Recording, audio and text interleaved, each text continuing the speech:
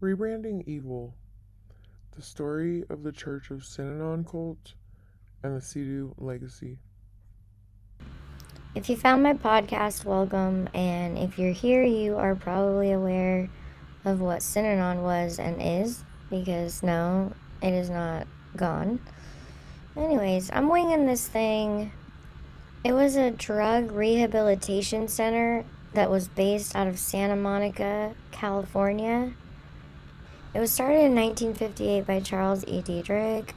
Charles, or Chuck, he had been going to AA meetings, and he took supposedly what he learned at AA meetings, because he was an alcoholic, to Synanon, which was his basically Narcotics Anonymous rehabilitation center that was inpatient, outpatient. Like, you lived there, but you didn't have to stay.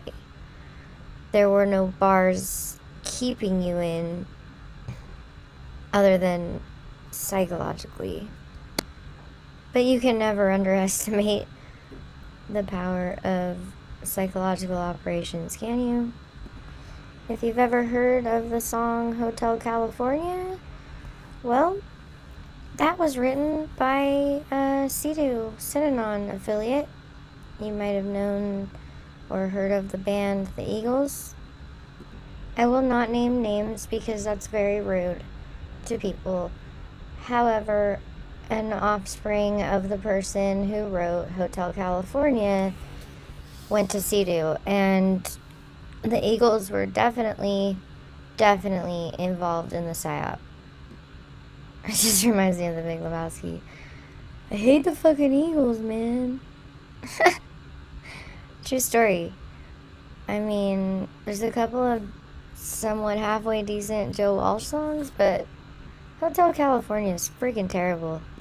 If you ever listen to it, listen to how they said, we haven't had any spirits here since 1969. 1969 is the year that Synanon actually quit serving alcohol. On a dark desert highway, cool wind in my hair, something, colitas in the air, the smell of marijuana in the air as you're driving down a dark desert highway to Santa Monica. You can check out anytime you like, but you can never leave was referring to the MK Ultra special ops, where they basically put mind control tactics on you. But, you know, that's crazy talk. It's just a cult. Like, they didn't do that, right? It was just some guy that was crazy, and he knew how to persuade every single person into following him, to the point of putting a poisonous rattlesnake in someone's mailbox and having it bite someone. I mean, no big deal, right? Oh my gosh, this is so crazy. Alright, so with all that being said, now we're gonna find out what Chuck was up to when it came to the LSD experiments. Hold on, let's see where. Toward Unconditioned Man, July 31st, 1963. This is about Chucky and LSD. Alright. For the space of about one generation, members of our society have been reconciled to the possibility that the lives of individuals can be seriously messed up by misconceptions of purpose, distorted ideas of morality, and unreal or naive views of interpersonal relationships. So common is this admission that when an individual uses the term therapy, quote unquote, he almost always means psychotherapy. It is not easy, however, to define what this therapy does for the individual. When it is successful, the former patient is said to have achieved quote unquote health, or perhaps quote unquote maturity. He makes some kind of adjustment to reality. In any event, what happens is spoken of in terms of subjective values which are accepted or understood intuitively. In his book, That Difficult Piece, Dr. Joost A.M. Merleau put it this way: In every psychotherapeutic treatment, there comes the moment when the patient has to decide whether or not he will grow up. The knowledge and insight he has gained have to be translated into action. By the time he knows more about himself, his life has at last become an open book.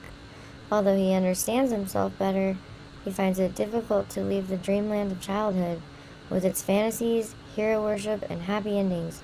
But fortified with a deeper understanding of his inner motivation, he steps out into the world of self-chosen responsibility and limited freedom, because his image of the world is no longer distorted by immature longings. He is now able to function in it as a mature adult. That sounds sus. I wish mentally ill people could just will themselves to grow up. Obviously, this account of the individual human situation is open to a lot of criticism, which are the immature longings and which the visions which need to be preserved no matter what the odds, ? The subjectivity of the prognosis makes it vulnerable to attack.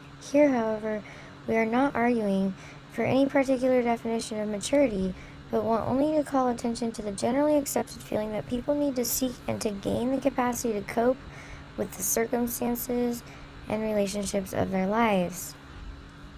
The idea of getting on the right track through self-understanding is becoming basic in our society. It is beginning to pervade education and will probably achieve the status of an unquestioned assumption before another generation has passed. Two questions arise. What will be the effect of this assumption on politics? How will it influence thinking about the standards and values of Western civilization? Now, pause.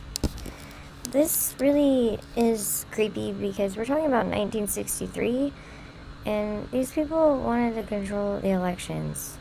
So, just a side note. Taking the second question first, there is the obvious problem of collective morale. Ha!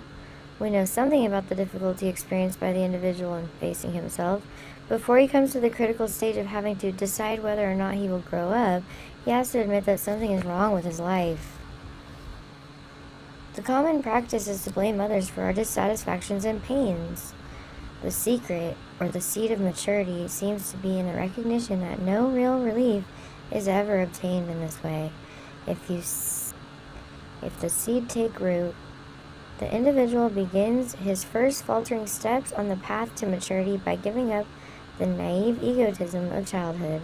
He is not perfect. He acknowledges this, not in general, but in particular. His personal desires are not the laws of nature. His judgments of others are not ethical first principles. The great question is, how can a realization of this sort acquire a social dimension? A vast lore of self-congratulation and pride of achievement saturates the cultural traditions of Western civilization. There is the Victorian doctrine of unending progress, the American credo of manifest destiny.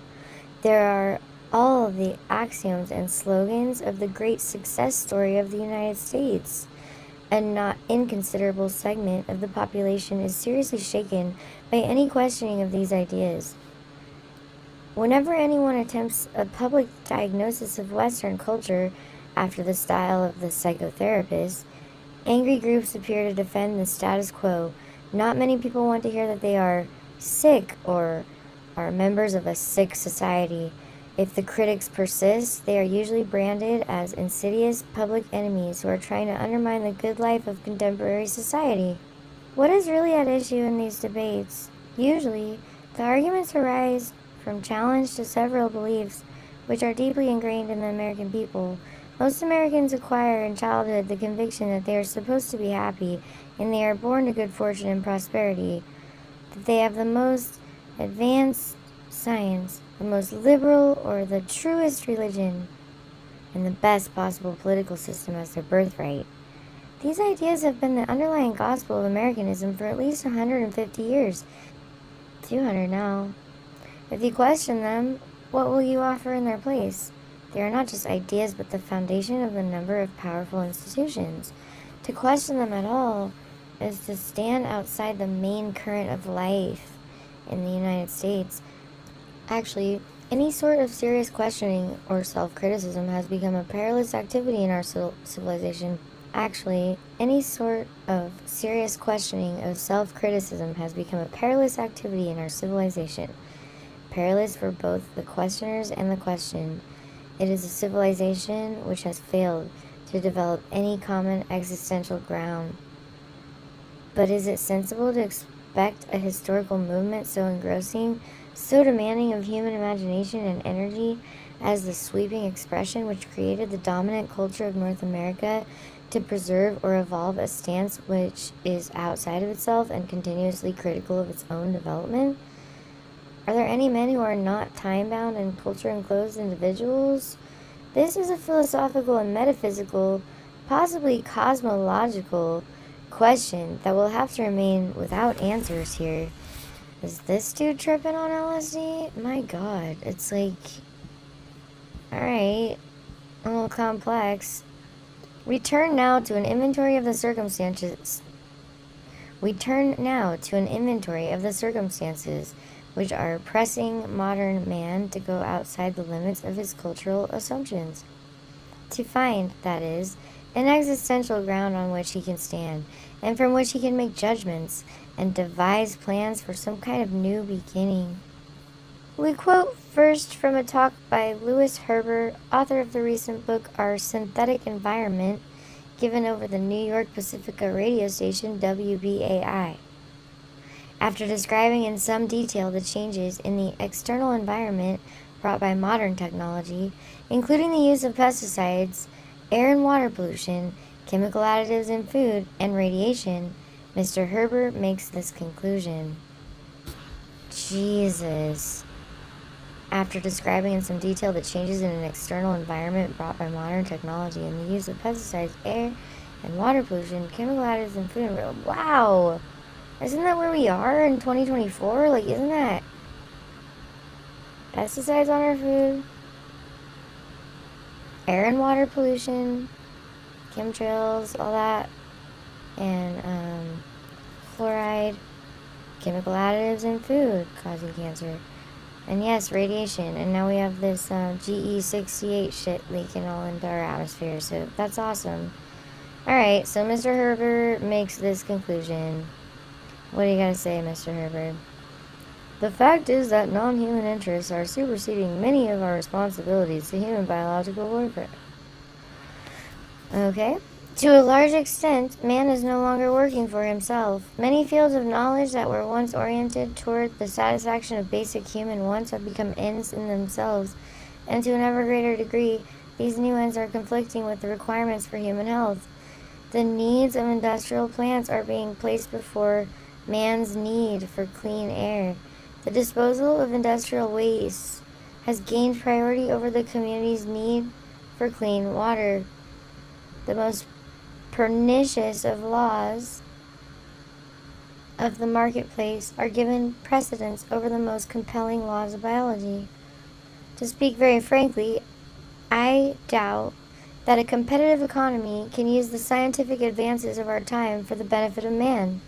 This fact has become apparent in the case of automation, which tends to produce unemployment and destitution rather than great leisure time and material abundance.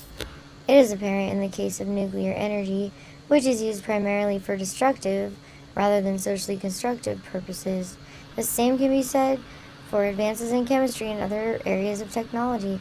While legislation may remove some of the abuses created by our competitive, profit-oriented economy, I think that only a fundamental solution can remove the problem of pollution itself. We have reached a point in the development of our technology where the production of goods can be oriented entirely towards the satisfaction of human needs, where men can avail themselves of goods and services as freely as they avail themselves of air and water. We now have the means to establish a decentralized, moderate-sized city that combines industry with agriculture, not only in the same civic entity, but in the occupational activities of the same individual.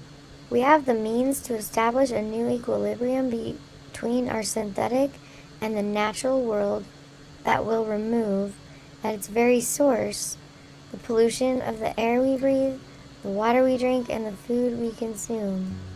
In short, we stand at a crossroads. Either we shall try to maintain existing social anachronisms, such as competition, the profit orientation, huge metropolitan concentrations, and a highly centralized social system, or we shall place our social life on a rational basis by producing goods exclusively to meet human needs and by industrial, municipal, and social decentralization. In the event that we decide to maintain things as they are, it is my conviction that we are faced with a steady erosion of human health and with eventual social disaster. By contrast, the tremendous opportunities opened by the technological advances of the past century are almost unbounded. They exceed by far the most imaginative flights of the old utopian dreamers. The use of our resources and technology for human needs constitutes an imperative, a compulsion on which depends the biological and social welfare of the present generation and generations of men to come. Sounds weird. That's what Mr. Herbert had to say, by the way. Mr. Herbert wants to control humans a whole lot. It's almost concerning.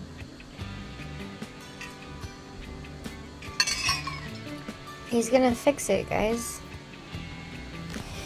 Alright. You can listen to Mr. Herbert or you can call him a socialist and ignore what he says.